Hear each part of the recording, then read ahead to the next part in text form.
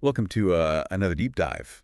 And today we're going to be looking at a really fascinating story that I think a lot of people know at least a little bit about, but maybe don't know all the ins and outs. And this is the story of the abdication of King Edward VIII. Oh, yeah, this is a great one. Yeah, if you love history and intrigue and all that good stuff, be sure to check out the Untold Chronicles channel on YouTube. All right, so let's dive in. The abdication of King Edward VIII. So picture this. You are king. You have all the power in the world, all responsibility, and then you fall in love, and it throws everything into chaos. Absolutely. Because the person that you've fallen in love with is not exactly suitable for all the traditions and the expectations of being the king. Well, it's not just the expectations of being the king, but it's the expectations of an entire empire. Yep. And we have to remember, too, this is 1936. Yeah, this is not the 21st century. So different times, right? Completely different times. Social norms were totally different. The world was a different place. So Edward VIII, he takes the throne in January of 1936 after the death of his father, George V. He comes in and he's, charismatic, popular, but he's also known for being a little bit rebellious. Right. A little unconventional. Yeah, definitely not your typical stiff upper lip British monarch. Yeah. I mean, that already kind of hints at the clashes that we're going to see later between him and, what people expected a British monarch to be. So there's already kind of that tension there. Interesting. Okay, so we've got Edward on the throne, and then enter Wallis Simpson. Yes, Wallis Simpson. This is where things get really juicy. She's an American socialite.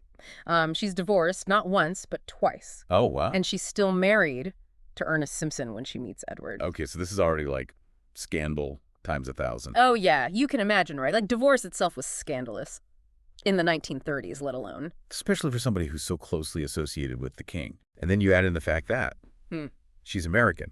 Yeah. And, the British establishment was like, what is going on here? It just added, like, another layer of complexity to their relationship in the eyes of, like, the very traditional British establishment. So definitely not the picture. Yeah. Of a future queen. Yeah. That everyone was expecting. Yeah. And of course, we have to remember the Church of England at this time. What was their stance on all this? So the Church of England at the time absolutely forbade remarriage if a former spouse was still living. Wow. And remember, the king is the head of the Church of England. So his marriage had to align with the church's doctrines. Wow, so this is a huge problem. I mean, he's directly clashing with the institution that he's supposed to represent. Wow. Okay, so Edward is stepping into a minefield. He is, absolutely. Yeah. So how does everyone react? Well, I think it's safe to say that the British establishment was not thrilled. Yeah, I bet not. Prime Minister Stanley Baldwin actually appealed to Edward personally and urged him to reconsider this relationship and actually threatened that the entire government would resign if Edward insisted on marrying Wallis.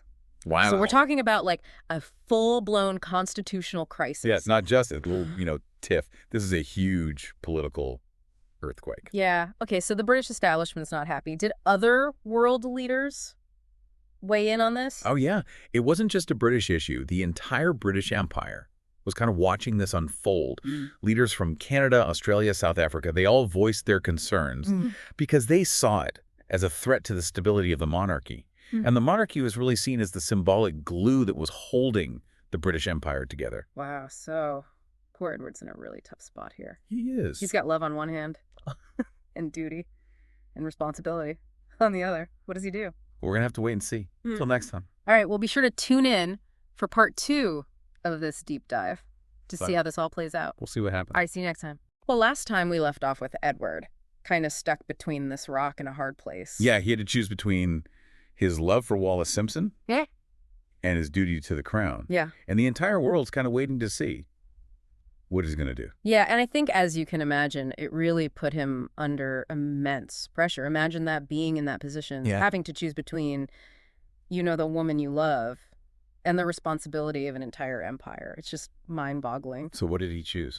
Well, in December 1936, Edward makes his decision. He signs what's called the Instrument of Abdication and formally gives up the throne. Wow. So he actually chose love. He did. He chose Wallis. over the crown. Talk about a dramatic exit. I know, right? So what happened? What were the reactions? Well, as you can imagine, Mm-hmm. the public was pretty shocked. I bet.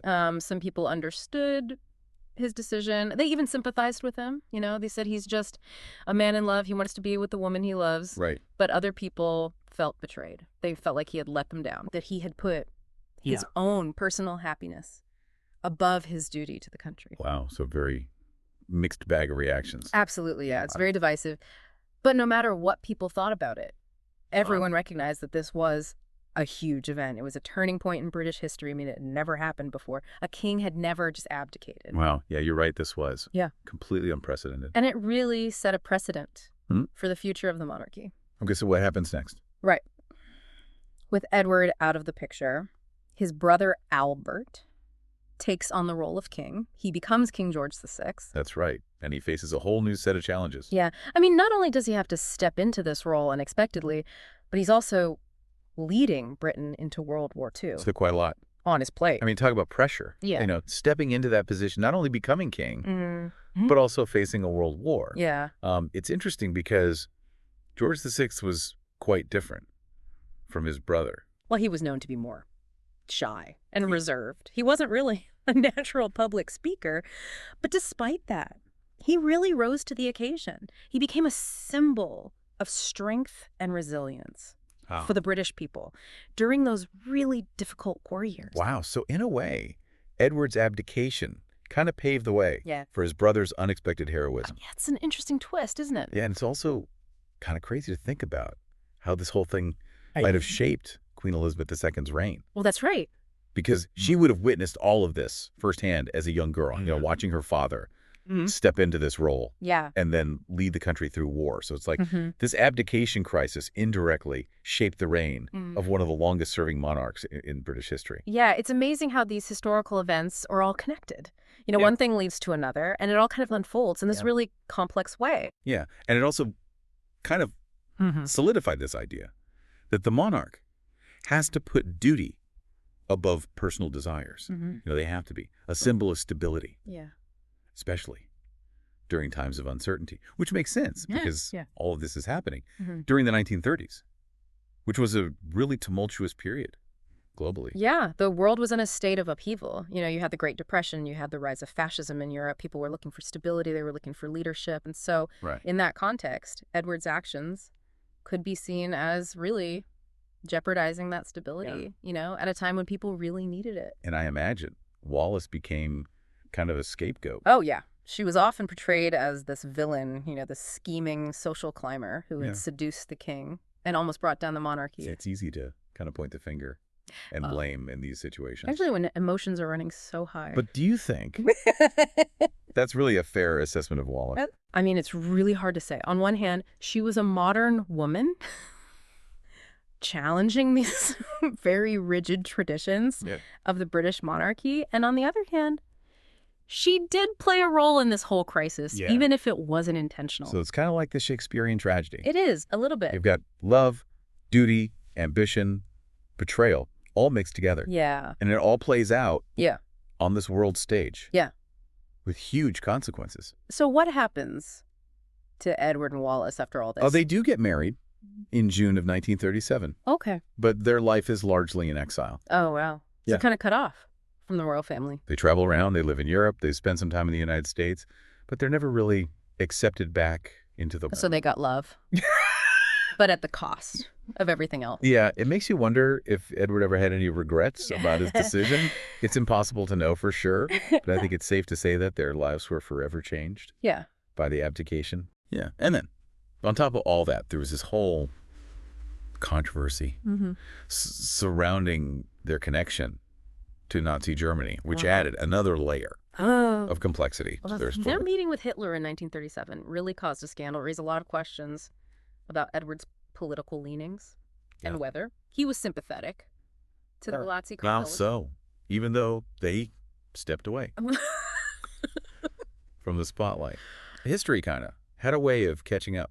It really did. It's a fascinating and kind of tragic story. Yeah, and it really makes you think about the sacrifices we're willing to make for love and the enduring power of duty and tradition. Yes, really a story for the ages. So it makes you wonder what would have happened if Edward made a different choice. What if he had chosen duty over love?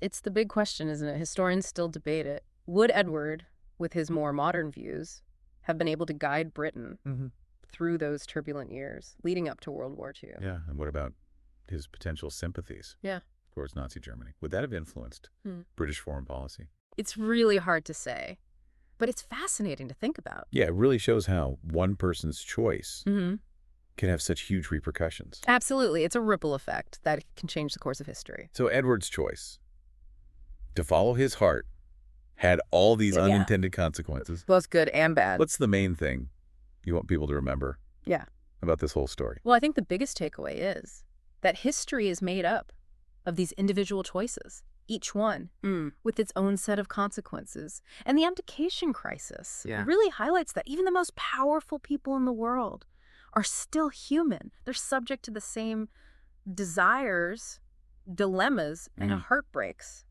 as all of us. Yeah, that's a good point. It's easy to forget that sometimes when we're looking at these historical figures. Right, we tend to put them on a pedestal. But at the end of the day, they're just people trying to navigate life, just like the rest of us. Well, it's been fascinating diving into this story with you. Likewise. It's always a pleasure to delve into these historical events and explore their complexities. Yeah, and thanks to everyone for joining us on this deep dive. If you want to learn more about this fascinating story, be sure to check out the Untold Chronicles channel on YouTube. And don't forget to subscribe and share this episode with your friends who love history and a good royal scandal. Until next time, keep exploring, keep questioning, and keep diving deep.